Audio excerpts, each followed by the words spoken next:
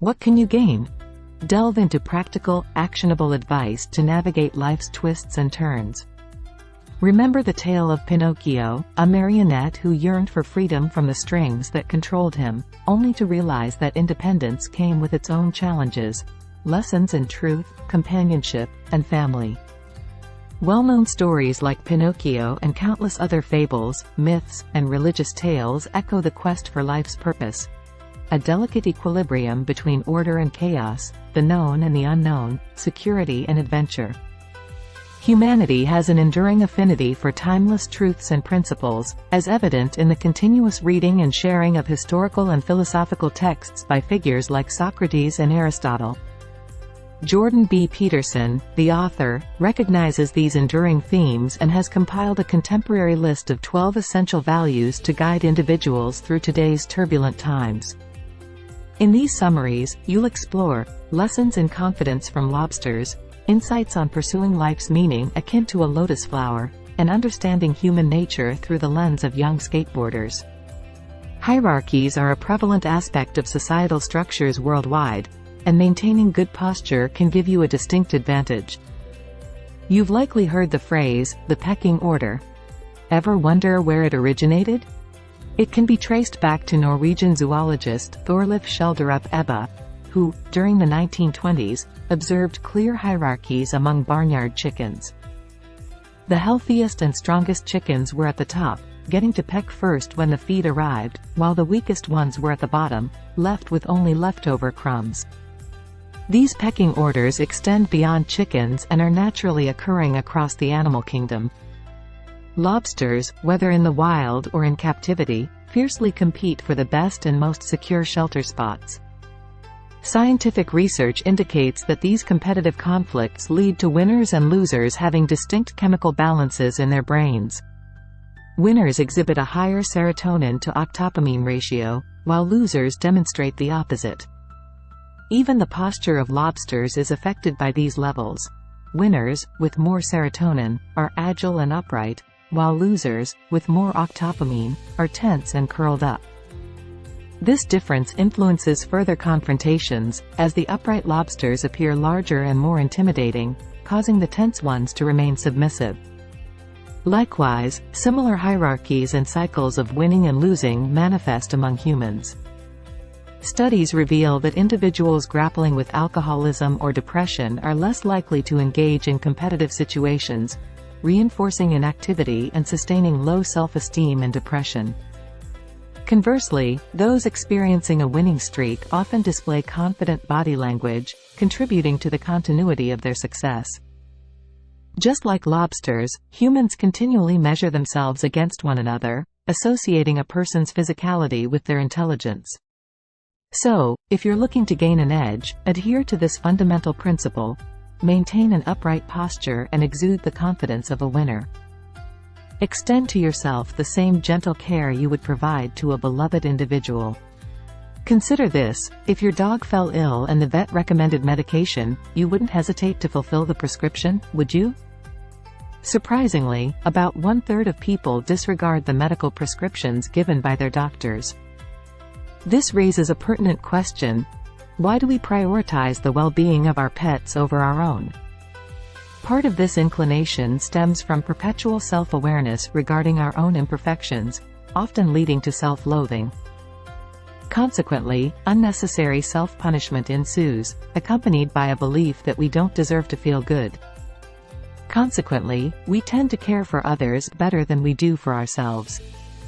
This notion of unworthiness traces back to ancient narratives, such as the story of Adam and Eve's banishment from the Garden of Eden. In this symbolic tale, Adam and Eve symbolize all human beings, seduced into consuming the forbidden apple of knowledge by a malevolent serpent. This action labels humans as perpetually tainted with wickedness. While the Garden of Eden narrative emphasizes our self-awareness of the darker aspects within us, reinforcing the notion that we don't deserve happiness, it can be viewed differently. It suggests that it's not just us, but the entire world that is flawed. The humans and the garden serpent can be interpreted as representing the world's inherent blend of order and chaos. This duality of nature is also evident in Eastern philosophy, reflected in the yin-yang symbol. It signifies both light and dark sides, each containing an element of the other, unable to exist independently. In this context, harmony is achieved by finding the right balance between light and dark, avoiding extremes in either direction. For instance, attempting to shield a child from anything deemed bad would merely replace chaos with the oppressive order. In essence, striving for absolute goodness is a futile endeavor. This brings us to the second guideline: treat yourself with the same care you would extend to a cherished individual. Therefore, care for yourself attentively, without battling against chaos, recognizing that it's an unwinnable battle. Instead of solely pursuing what brings you happiness, strive for what is in your best interest. During childhood, you might have resisted activities like brushing your teeth or wearing mittens, despite their necessity. As an adult, you must ascertain the goals that define your identity and the path you wish to tread in life. Subsequently, determine the necessary steps and actions that align with what is best for you. Choose your friends wisely, for the wrong companions can have a detrimental effect on your life. The author recounts a childhood friend from their northern Canadian hometown, Fairview, Alberta, who chose to remain in the same place, falling into a cycle of unproductive behavior. Each visit home highlighted the friend's decline from youthful potential to aging bitterness. It became evident to the author that these negative influences were holding the friend back, a scenario applicable to anyone, anywhere. In workplace settings, placing an underachiever amidst a team of high performers, hoping for a positive change, often results in a contrary outcome. Bad habits tend to spread, diminishing overall performance. Hence, the third guideline emphasizes surrounding oneself with supportive friends. Being discerning about friendships isn't selfish. It's a smart choice. Supportive relationships work both ways. When you need uplifting, they are there, and vice versa. Such dynamics foster individual success and can lead to significant collective achievements. Upon leaving Fairview for college, the author found a group of like-minded individuals who propelled each other in various endeavors, including academic pursuits, creating a newspaper, and managing a successful student union. A litmus test for good friends lies in their unwillingness to allow you to wallow in negativity. They strive for your best interests, encouraging you to overcome challenges and get back on track. Progress stems from comparing your current self to your past achievements, not others. Once upon a time, being a significant figure in a small community had its value. However, in the digital era, even the concept of a small community has faded into the past. We are all now part of a global community, and wherever you are, there is invariably someone who excels beyond you. This brings us to the importance of self-critique. Being critical of oneself is crucial, as it propels us to strive for improvement, giving meaning to our lives. Fortunately, as humans, we tend to perceive the present as lacking and the future as promising, motivating us to take action and progress. Yet, self-criticism can turn harmful when it revolves around comparing ourselves to others.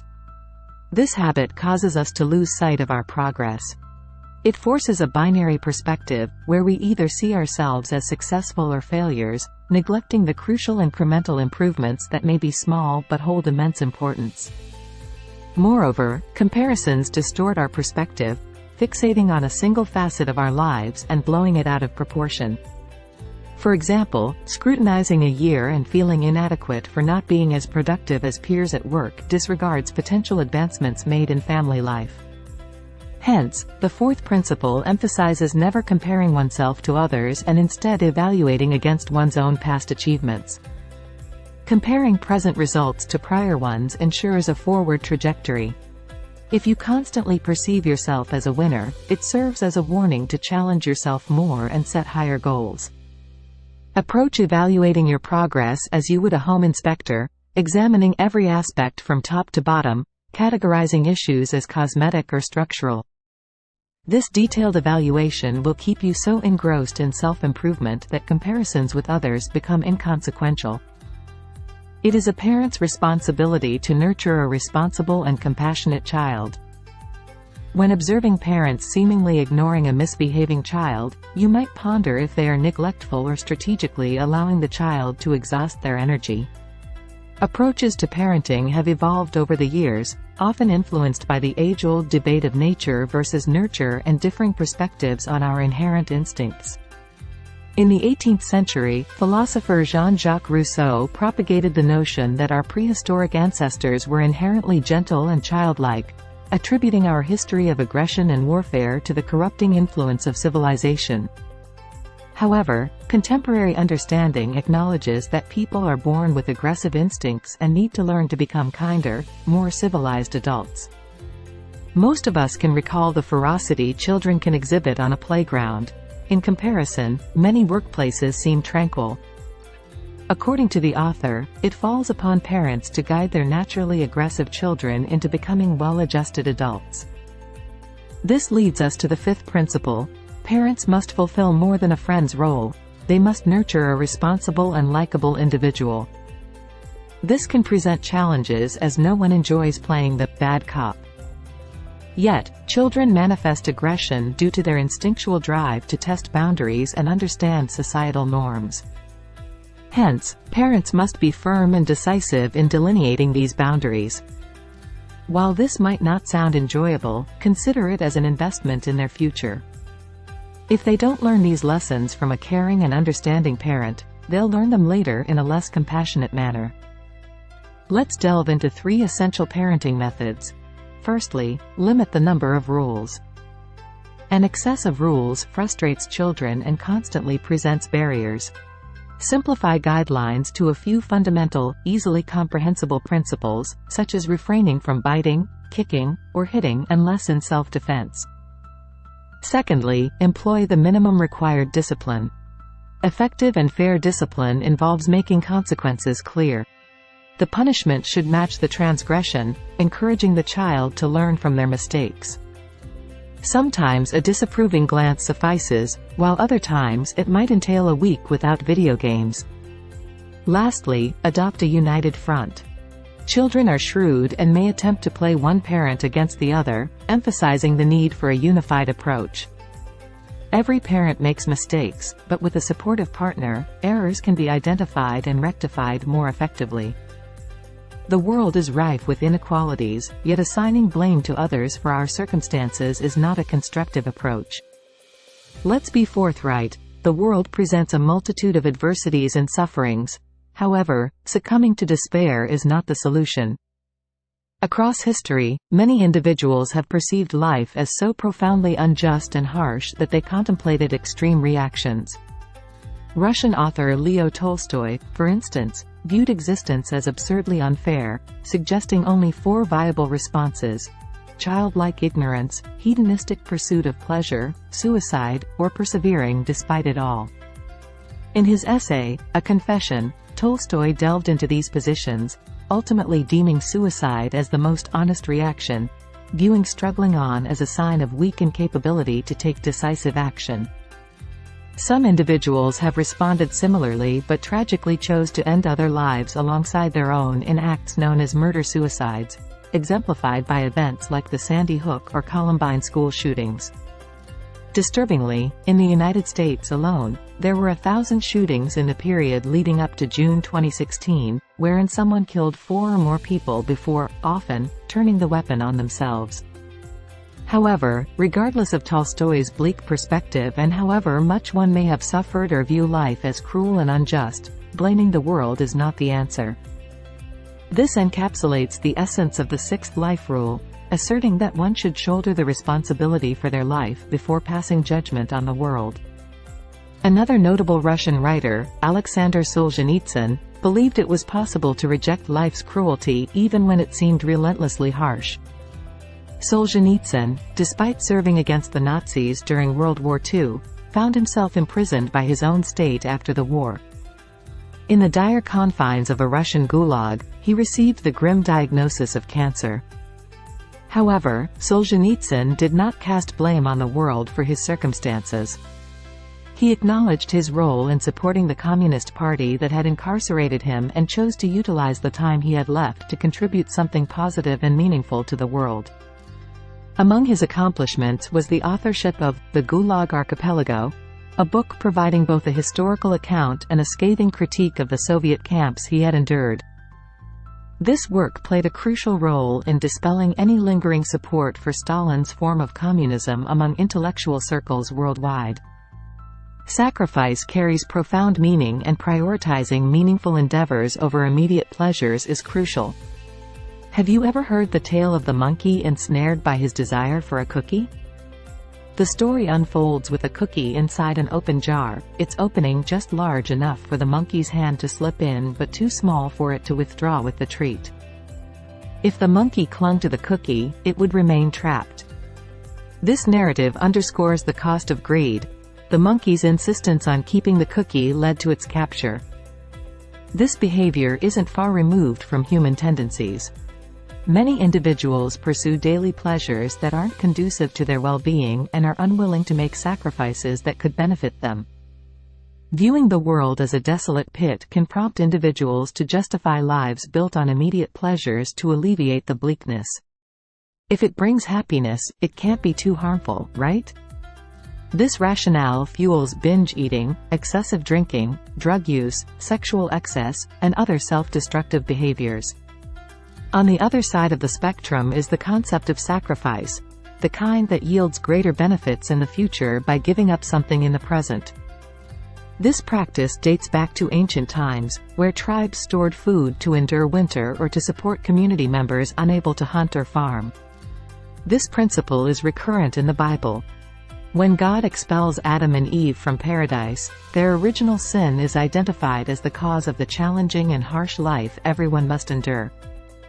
Nonetheless, our life's struggles serve as sacrifices, paving the way for us to relish the delights of the afterlife. This leads us to rule number 7. Prioritize meaningful objectives over instant gratification.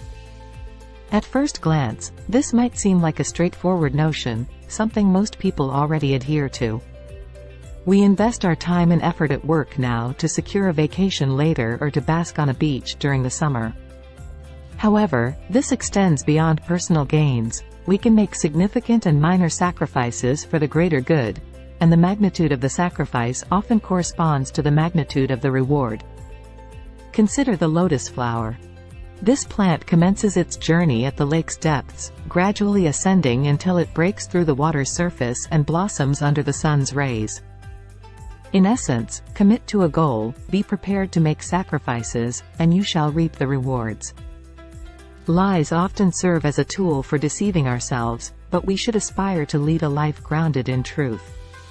Friedrich Nietzsche, the German philosopher, posited that an individual's spiritual fortitude could be gauged by their capacity to withstand unadulterated truth.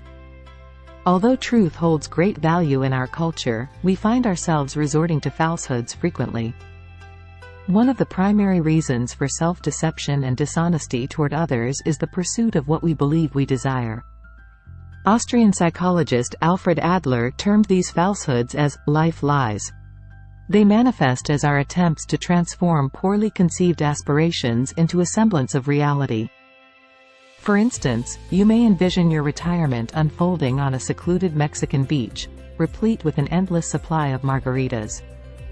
This enticing goal might entice you to persist in the illusion that it's attainable, even as mounting evidence renders it increasingly implausible.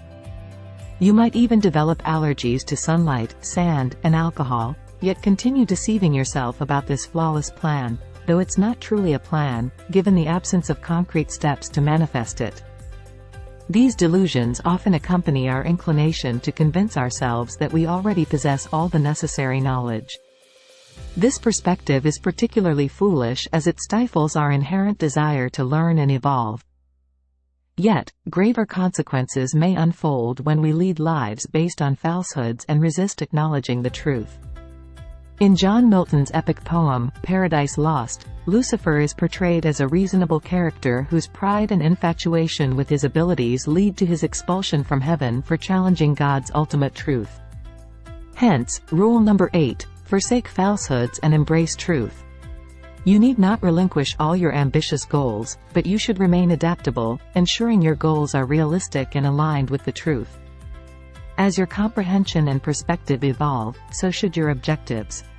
If your life has veered off course, it may be time to question the prevailing truth that has left you feeling feeble, rejected, or worthless. Instead, reaffirm your personal truth to realign with the correct path.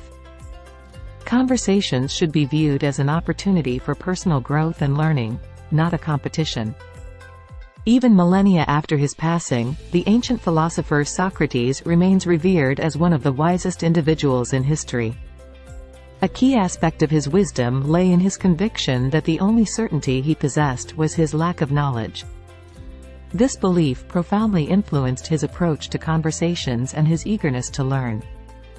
Genuine conversation mirrors the process of thought. Reflecting on matters involves listening to oneself while exploring both sides of an issue. In essence, it's akin to generating an internal dialogue, a challenging task that requires accurately representing both perspectives while maintaining objectivity in arriving at a conclusion. This is a significant reason why people engage in dialogue, to facilitate the presentation of different facets of an issue and collectively reach a conclusion. Even children partake in this. If one child proposes playing on a roof, their friend might raise concerns about the dangers. The ensuing conversation enables the child with the original idea to absorb this new perspective, consider the risks, and hopefully make a prudent decision. However, conversations often deviate from this ideal scenario. Instead, one or both individuals may resist listening and transform the dialogue into a contest to affirm their preconceived notions. Instead of truly comprehending the other person's viewpoint, they're preoccupied with formulating their next response or engaging in a one-upmanship battle. Hence, the ninth rule emphasizes the importance of listening to others, presuming there's something to learn from them. A simple technique for enhancing conversational skills is to attentively listen and then recap or paraphrase what the other person just stated. This approach serves several purposes. It ensures accurate comprehension, aids in memory retention, and reduces the likelihood of distorting or oversimplifying details to favor one's stance in the conversation. Undoubtedly, embracing truths that challenge your existing ideas and preconceptions can be discomforting. Yet, this discomfort is a small price to pay for being part of the enriching journey of learning and personal growth. The intricacies of life should be addressed using clear and exact language. Indeed, life is an intricate and multifaceted tapestry, yet our focus often rests on specific elements essential to us. When strolling and spotting an apple on the ground, we seldom ponder the branch, tree, roots, and soil that were all interconnected before its descent. This tendency arises because we typically acknowledge or pay attention to elements that either serve our needs or obstruct our path. The apple grabs our attention as it signifies sustenance and nourishment. The tree and the soil, however, are overlooked as they don't fulfill our immediate needs. Undoubtedly, we can't constantly juggle every aspect in our minds. The world's complexity demands simplification for us to navigate our lives smoothly. However, occasionally, an event can disrupt our understanding of the world, plunging it into chaos. Hence, Rule 10 holds immense significance: employ precise language. How does this aid? Consider the term, car. You understand what a car is, right? It's a mode of transportation, conveying you from point A to point B, but when this mode of transportation breaks down mid-journey, do you possess precise knowledge of how a car functions? Can you open the hood and repair this intricate machinery? Chances are, when your car malfunctions, you experience a primal urge to express frustration and perhaps even kick the car for its unexpected complexity. This is what occurs when situations become intricate and disorderly. To recuperate, you must reintroduce order by articulating with clarity and precision what transpired. The same principle applies when your body falters and you fall ill. Numerous issues could be at play, necessitating a detailed account of your symptoms to your doctor. Is it a stomachache or a fever? Did it commence post-meal? What did you consume? By employing precision, you can reinstate order and take measures toward a speedy recovery. Precise language also enhances the smooth functioning of your relationships. If your partner engages in behavior that vexes you, like neglecting to tidy up after themselves, addressing the issue honestly and precisely makes life easier. There are individuals who are oppressive and malevolent, yet we must refrain from suppressing fundamental human nature. In George Orwell's The Road to Wigan Pier, the author concludes that socialism gained traction in England not due to empathy for the challenging conditions miners faced, but fueled by animosity toward the affluent and influential. Today, similar sentiments are directed at the male-dominated power structure known as the patriarchy. Max Horkheimer of the Marxism-rooted Frankfurt School is a prominent advocate of this resentment toward the patriarchy, promoting critical theory. He believed that education and intellectualism should focus on societal transformation, aiming to combat and dismantle powerful oppressors in a culture, namely, dominant males. This sentiment is reflected in humanities courses today, urging political action to dismantle our macho culture. However, this ideology tends to emphasize destruction rather than constructive action or creation, resulting in an intense outrage against male behavior that can be excessively severe and narrow-minded. For instance, male students often face hostile accusations of being part of the patriarchy, yet the path to meaningful change should not involve treating every man as a potential wrongdoer. Acknowledging that some men have exhibited deplorable conduct, the author argues that men have also channeled their naturally assertive tendencies for good purposes, such as engaging in healthy competition, exploring risky territories, and driving essential progress. The author draws a parallel with skateboarders, citing an incident at the University of Toronto where talented skateboarders displayed commendable fearlessness and a willingness to embrace danger. However, city officials then imposed a ban on skateboarding on campus. This leads us to rule number 11. Do not hinder young people from skateboarding. We cannot establish regulations that contradict the fundamental essence of who we are as individuals. Rules should unquestionably safeguard us, but should not do so in a manner that suppresses the positive traits in people. A cautionary example emerges from the story of Fight Club, illustrating what can transpire when men are deprived of their masculinity. In this tale, suppressed aggression transforms into a forbidden fruit, manifesting in fascist tendencies.